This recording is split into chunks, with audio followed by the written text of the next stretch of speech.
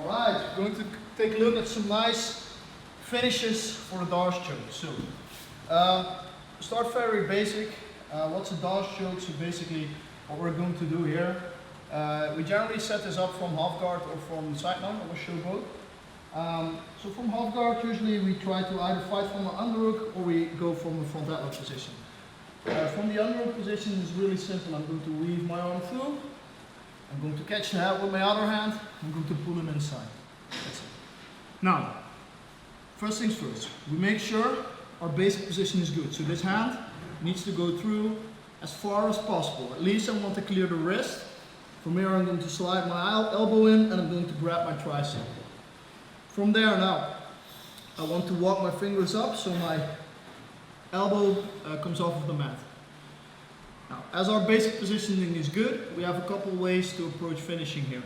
The first one I like is just sprawling my right leg out and just leaning towards the side, which makes sure I lift this elbow. So essentially what I'm doing is I'm pulling with this elbow, but because the grip is completely tight here, this gives a lot of pressure on the neck and we get a nice finish.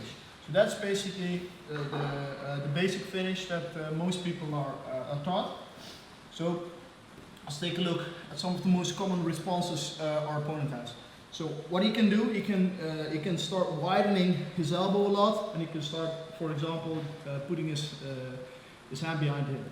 You can still finish like I just did, but what I like here to prevent him from posting out too wide is to go fully towards my side, right here. Now you might think he can get on top, but I have the bottom leg secured. So I have the bottom leg between my legs, which prevents him from rolling up. So even if he tries to get up, he will only get so far and he will put himself even further into the choke. Now, the mechanics stay the same. I'm going to lift my elbow up and we get the finish. So here, just lift the elbow up, look towards the ceiling and we finish. Yeah? It's a nice way to prevent these kind of things. Okay, so next one. Another thing people do from these positions, sometimes is try to belly out. So he's going to move towards his belly, he's freeing his bottom leg. Maybe I don't have control, and he's going towards his belly. Yeah. Now if I try to pull like I just did, this will be difficult to finish. Okay, here I like a sliding finish. So I'm going to put my foot up. I'm just going to slide under and pull him towards the other side. From here, if he tries to belly down again, I'm just going to stay looking towards the other side, walking my legs towards his, and we get the tap. Yeah?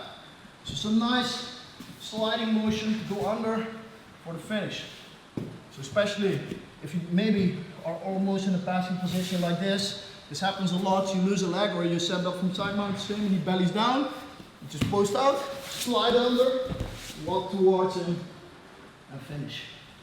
Again, we make sure that our positioning is nice so that we grab our tricep, don't have grips like this. Just really grab the tricep for control. Okay, so that's already 3 nice finishes there. Let's take a look at a setup from side mount as well, so I can show you a little bit. Another nice setup I like for the Dars is going over the head on this side, and I'm going to clear the legs by putting my hips towards his hips and walking backwards. Now from here you can obviously go for a north-south choke, but a lot of times people will pull the elbow down towards the mat and will be quite difficult to finish. What I like here instead is just putting my knee through, and now I'm going to walk all the way towards the other side, and we get into a really nice and deep Dars. And from here essentially we get the same type of finishes and we just pull. Yeah? So, from here, you go over. I tend to like to grab the armpit on this side if I can reach it. Walk towards the hips. Maybe you have to do this 3 times until you get good control. Keep walking, keep walking, keep walking, keep the knee up. Pull back a little bit so you get your lower arm nicely on the artery. From here, we shoot in our grip, and again we can finish by sprawling, or we can finish by completely going to the side. We have options there. Yeah? Okay. Okay, another one I really like, last finish. This is a little bit of more of a crank, but it helps you get a little bit more horsepower when you are unable to finish it for whatever reason. So we're in our doors, and for whatever reason I cannot seem to finish it. What I'm going to do, I'm going to post up, I'm going to put my knee behind his head, and I'm going to put my other foot over. Now we can just squeeze in, and I'm going to use my legs